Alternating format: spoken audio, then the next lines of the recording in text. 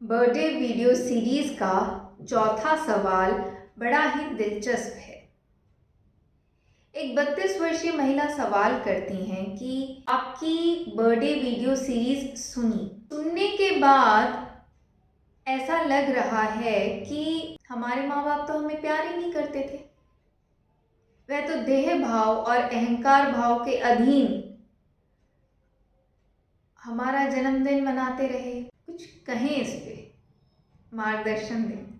आप बिल्कुल सही समझ रही हैं। आपके माँ बाप आपको प्यार नहीं करते। अगर वे सच्चा प्यार समझते होते, अगर वे सच्चा प्रेम जानते होते, तो वे कभी भी देह भाव, अहंकार भाव को ना अपने अंदर बढ़ाते और ना आपके अंदर। बात समझिए, दूसरे को बर्बाद करने के लिए पहले खुद को बर्बाद किया जाता है।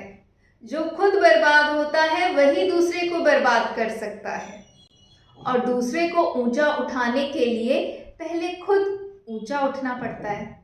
तो अब इसी सच्चाई पर आप जांच कर लीजिए कि आपके आसपास कैसा माहौल रहा है, कैसे लोग रहे हैं, माँ बाप के रूप में, परिवार वालों के रूप में, समाज के रूप में, दोस्तों के रूप में। हमारे जो शुद्ध सनातन धर्म के ग्रंथ हैं वह हैं 4 वेद, वेदांत, गुरु ग्रंथ साहिब। गुरु ग्रंथ साहिब में सारी संत वाणियां हैं।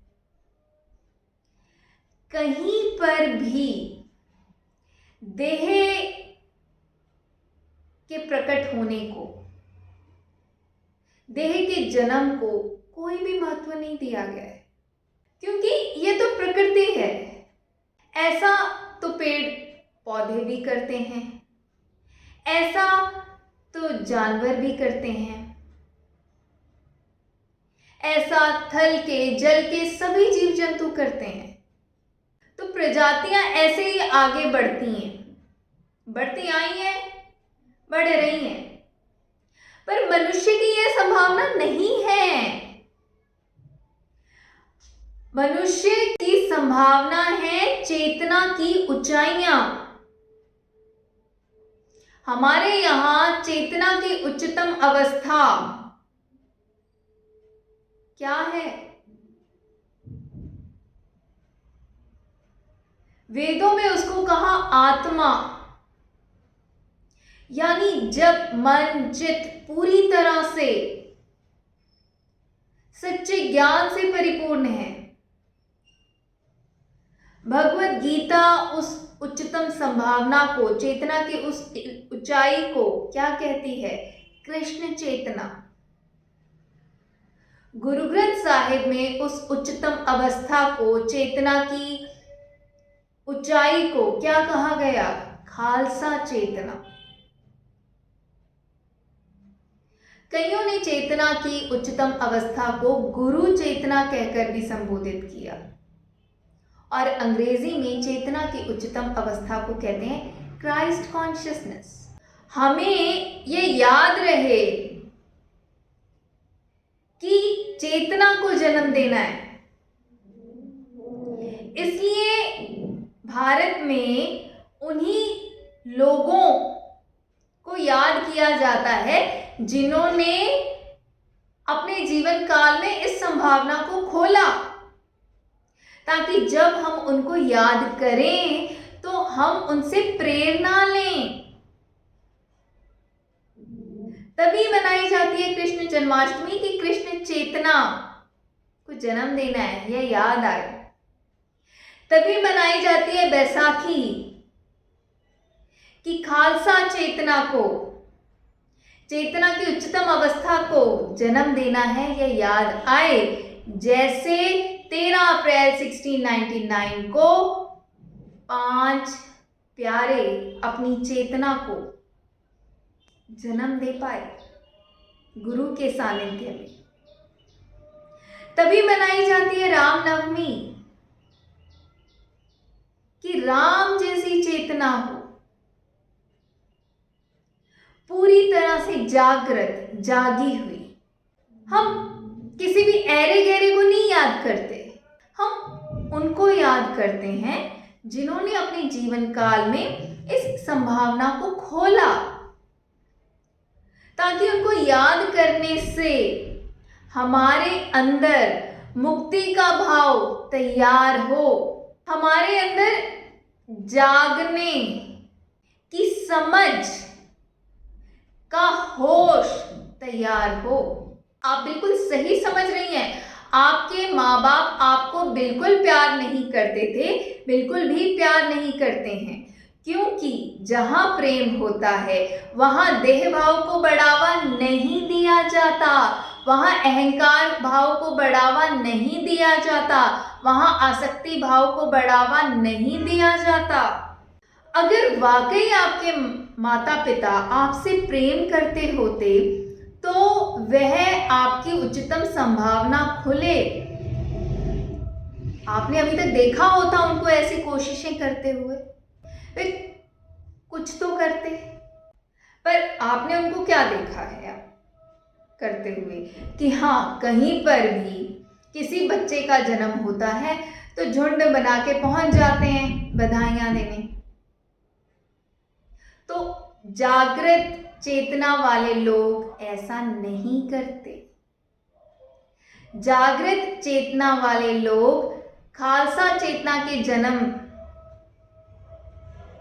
पर बधाइयां देते हैं, कृष्ण चेतना के जन्म पर बधाइयां देते हैं, गुरु चेतना के जन्म पर बधाइयां देते हैं।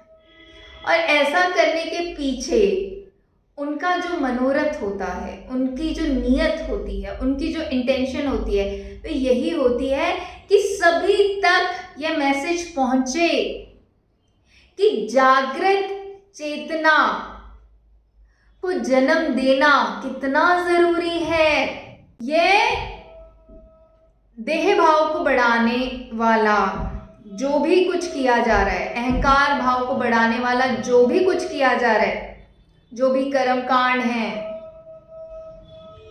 जो भी सेलिब्रेशन है,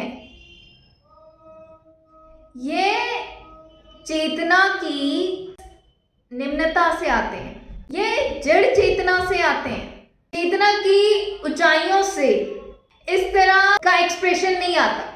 this sheer wastage of time and energy, कि हम अपना भी समय बर्बाद करेंगे, हम सबका समय बर्बाद करेंगे, हम अपनी भी ऊर्जा बर्बाद करेंगे, हम सबकी ऊर्जा बर्बाद करेंगे, हम खुद भी बर्बाद होंगे, हम दूसरों को भी बर्बाद करेंगे। यह काम शैतान का होता है, यह काम जड़ चेतना वाला ही कर सकता है, उठी हुई चेतना वाला नहीं कर सकता। जहां सच्चा प्रेम होता है वहां पूरी कोशिश की जाती है कि चेतना ऊंची उठे, चेतना पवित्र हो, खालिस हो, चेतना कृष्ण चेतना हो। तो ये आप बिल्कुल सही समझ रही हैं। आपके माँ बाप आपको बिल्कुल प्यार नहीं करते थे, बिल्कुल प्यार नहीं करते। उन्होंने अपने जीवन में अभी तक देह भाव को ही बढ़ाया, अहंकार भाव को ही बढ़ाया, और अपनी अज्ञानता में, बेहोशी में आपके सामने जैसा जीवन जी के दिखाया,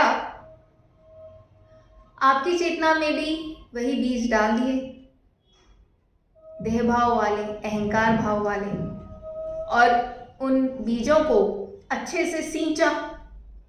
जब आप कह रही हैं कि हर साल आपका बर्थडे मना रहे हैं, अपना बर्थडे मना रहे हैं, एनिवर्सरियां मना रहे हैं, शादियों में बधाइयां देने पहुंच जाते हैं, कोई बच्चा पैदा हो तब बधाइयां देने पहुंच जाते हैं, तो जब आपने अपने माता पिता को इतना बीमार जीवन जीते हुए देखा है, तो आप समझ सकती हैं ना कि कैसी चेतना है। जागृत चेतना तो बिल्कुल नहीं है। तो अगर अब आप इस बात को समझ रही हैं तो अब आप अपने